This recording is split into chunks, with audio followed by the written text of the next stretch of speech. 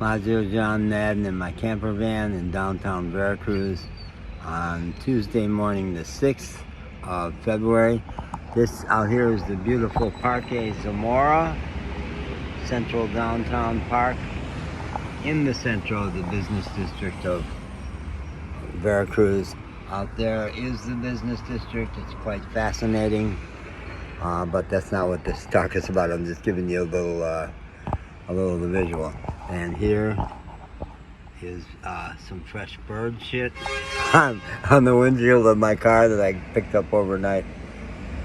And if I catch that bird, I'm gonna spank that baby. Big buses, big old buses in Mexico. They're rolling now. It was actually quiet, very quiet parking down here last night. So one of the principles of my How to Be Happy program is to celebrate your kinship with all life. We're connected with everything.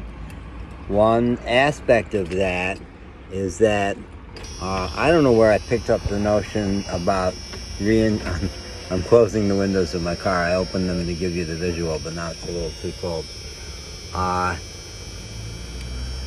That the principle that reincarnation, the whole idea of reincarnation, may be too literal.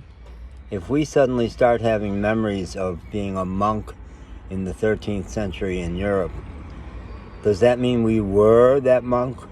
Well, that's a little too much about the personal person. Excuse the redundancy. That's a little too, like you're taking your John Madden story too seriously. That means that John Madden, the story I'm in right now, also was that then. If in fact we're connected with everything all the time, then we have access to that information. Some part of our energy being can shuttle back there or touch that or remember that, just because it's all us. Everything is all us. There's no separation.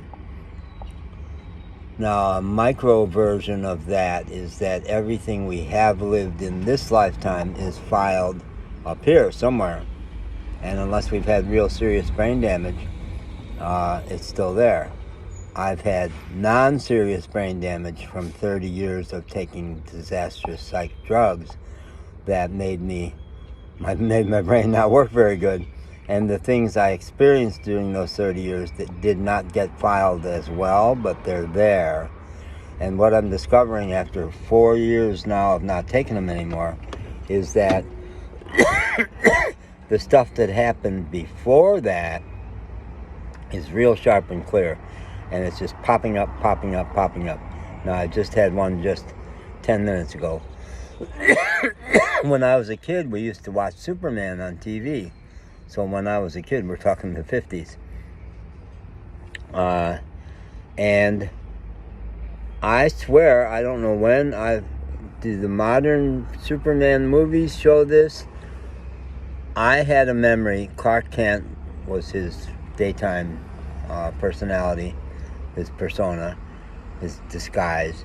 And he worked at a newspaper, and his boss at the newspaper, when he was excited or upset, would say, "Great Caesar's ghost." And I used that expression out of the blue this morning to myself, and I thought, where the hell do you know that expression from? And I remembered, that's possibly like 60 years ago. I don't know. Maybe I've heard it since. But it's all in there, babe. It's very exciting. You can rediscover all that stuff. It's all there. Our brain is a pretty supercomputer. It's really just a computer, and we shouldn't take it too seriously. But it is an amazing, amazing computer. Yeah.